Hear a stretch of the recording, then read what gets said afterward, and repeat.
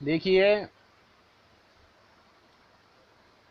मानव जब व्यवहार करता है ना, जी। तो व्यवहार करेगा तो भाषा के माध्यम से ही करेगा, है ना। अब भाषा में जब हम व्यवहार करेंगे या प्रयोग करेंगे तो दो प्रकार से प्रयोग देखा जाता है। जैसे मान लिया अभी ये सामने गंगा जी बह रही है ना। जी। तो एक व्यक्ति आया, वो बोला कि गंगा का जल निर्मल है। निर्मल है। क्या बोला? गंगा का जल निर्मल है। निर्मल है, ऐसा बोला। उतनी देर में दूसरा व्यक्ति आया, जी। उसने क्या बोल दिया? गंगा जल निर्मल है। क्या बोला? गंगा जल निर्मल है। अब दोनों का तात्पर्य एक ही है, जी। अर्थ दोनों का एक ही है।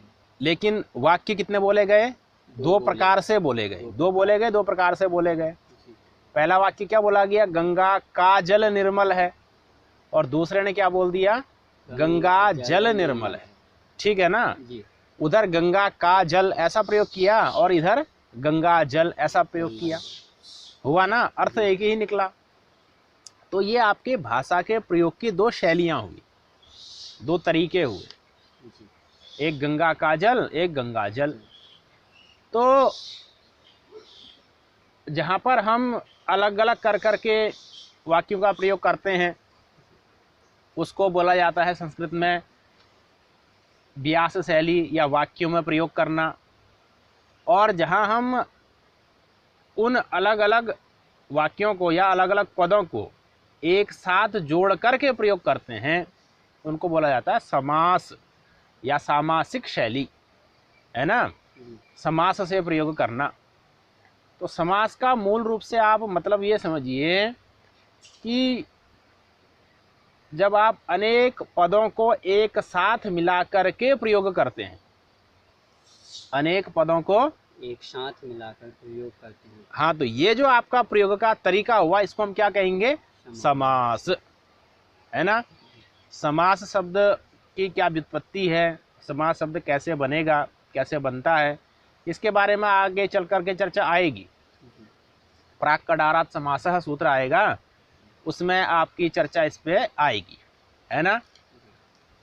अभी आपको केवल स्थूल परिचय के रूप में बता रहा हूं कि जहां पर हम अलग अलग पदों को एक साथ मिलाकर के प्रयोग करते हैं उसको क्या कहेंगे हम? समास। ठीक है ना। उसी समास प्रकरण का अध्ययन हमको करना है। उसमें भी सबसे पहला समास आपका अव्ययीभाव समास है और यहीं से समास प्रकरण में प्रवेश भी होता है, इसीलिए इस अव्ययीभाव समास प्रकरण में विशेष मेहनत करने की भी आवश्यकता होती है। अब अभी आपको बताया था मैंने कि जब हम अलग अलग पदों को एक साथ मिलाकर के प्रयोग करते हैं तो उसको क्या बोलते हैं? समास बोलते हैं। अब यहाँ एक प्रश्न ये होता है कि क्या हम जितने भी पद हैं उन सभी को एक साथ मिला के प्रयोग कर सकते हैं या फिर हमको कुछ विशेष प्रकार के पद चाहिए जिनको मिला करके हम प्रयोग करें? ये एक प्रश्न है ना। कहने का मतलब क्या है? कहने का मतलब ये है कि मान लिया मैंने 4 पदों का प्रयोग किया, रामः, कृष्णः, गच्छति, आगच्छति, ये मैंने 4 पद बोल दिए। क्या बोल दिए? 4 पद बोल दिए। रामः, कृष्णः, गच्छति, आगच्छति। तो हमने ये 4 पद, मैंने अलग ये 4 पद बोल दिए। तो क्या हम इन चारों को भी एक साथ मिला करके प्रयोग कर सकते हैं क्या? जैसे वहाँ गंगा का जल था तो गंगा जल दोनों को मिला करके हमने गंगा जल बना दिया। तो रामः, कृष्णः, गच्छति, आगच्छति, क्या इन चारों को भी एक साथ मिलाया जा सकता है क्या? राम कृष्ण है ऐसे कुछ बनाया जा सकता है क्या? या फिर कोई विशेष प्रकार के पद होते हैं जिनको हम मिला सकते हैं, है ना। तो कहते हैं इसी के लिए समास प्रकरण का सबसे प्रथम और सबसे महत्वपूर्ण सूत्र है जो कि सबसे पहले लिखा भी गया है, समर्थः पद विधि ही।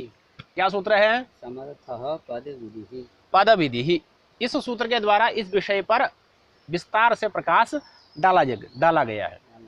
तो अब कहने का मेरा ये तात्पर्य है कि आप जिन भी किसी भी पद को अगर आप चाहें कि हम एक साथ मिला करके प्रयोग कर दें, दो पदों को, दो से अधिक पदों को, तो ऐसा नहीं होता है ना। एक विशेष प्रकार के पदों को ही आप एक साथ मिला करके प्रयोग कर सकते हैं। रामः कृष्णः गच्छति आगच्छति को आप मिला दें एक साथ, फिर आप गंगा का जल मिला के गंगा जल जैसे आपने प्रयोग किया, ऐसे राम कृष्ण गच्छति आगच्छति ऐसा करके आप प्रयोग करना चाहें तो आप नहीं कर सकते। क्यों नहीं कर सकते? वो इसलिए नहीं कर सकते क्योंकि हमको एक विशेष प्रकार के पद चाहिए, है ना, उन्हीं को हम मिला सकते हैं। विशेष प्रकार के पद से क्या तात्पर्य है? विशेष प्रकार के पद से ये तात्पर्य है ऐसे पद जिन दो पदों का एक दूसरे से संबंध हो सकता है। ऐसे पद जिन दो पदों का एक दूसरे से संबंध हो सकता है, ऐसे पद हमको चाहिए, है ना। राम कृष्ण गच्छति आगच्छति ये अपने आप में सब अलग अलग है ना। मान लिया दो बालक थे या चार बालक थे, वो एक जगह इकट्ठे हुए, उसने कहा भैया तुम कहाँ जाओगे? तो उसने कहा मैं पूरब दिशा की तरफ जाऊंगा।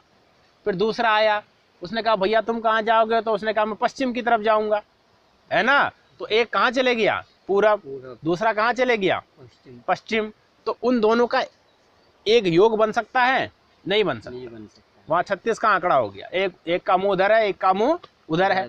लेकिन वो दोनों ही बालक अगर मान लिया दोनों पूरब की तरफ जाना चाहे, दोनों ही बालक कहाँ जाना चाहें? पूरब की ओर जाना चाहें, तो फिर वो दोनों बालक एक ही दिशा में जाएंगे ना। किस दिशा में? पूरब दिशा में।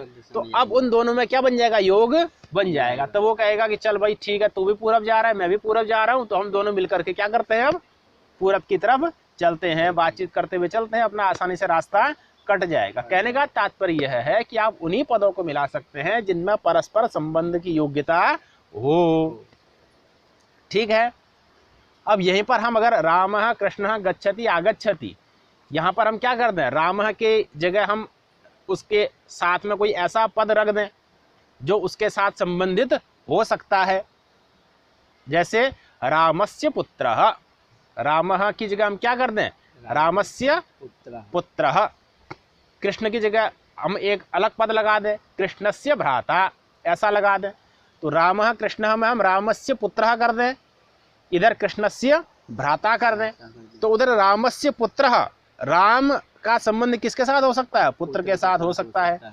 पुत्र का संबंध किसके साथ हो सकता है? राम के साथ। तो ऐसा जो पद हैं जो कि परस्पर संबंध जिनमें हो सकता है, उन्हीं में समास होगा। तो उधर आप रामस्य पुत्रः इन दो पदों को एक साथ प्रयोग कर सकते हैं। क्या कह सकते हैं? राम पुत्रः आगच्छति या गच्छति।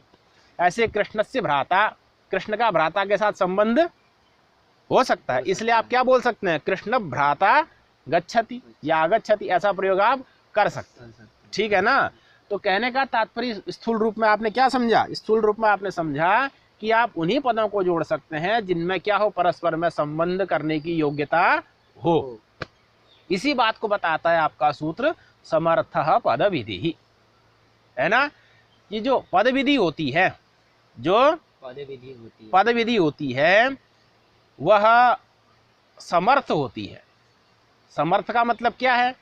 तो समर्थ शब्द से आप मोटा मोटा समझिए सामर्थ्यवान पदों में होती है। पद विधि किसमें होती है? सामर्थ्यवान पदों में होती है। ये आप मोटा अर्थ इसका समझिए। समर्थ का मतलब क्या है? सामर्थ्यवान। समर्थ शब्द का मतलब क्या हुआ? सामर्थ्यवान। ठीक है ना।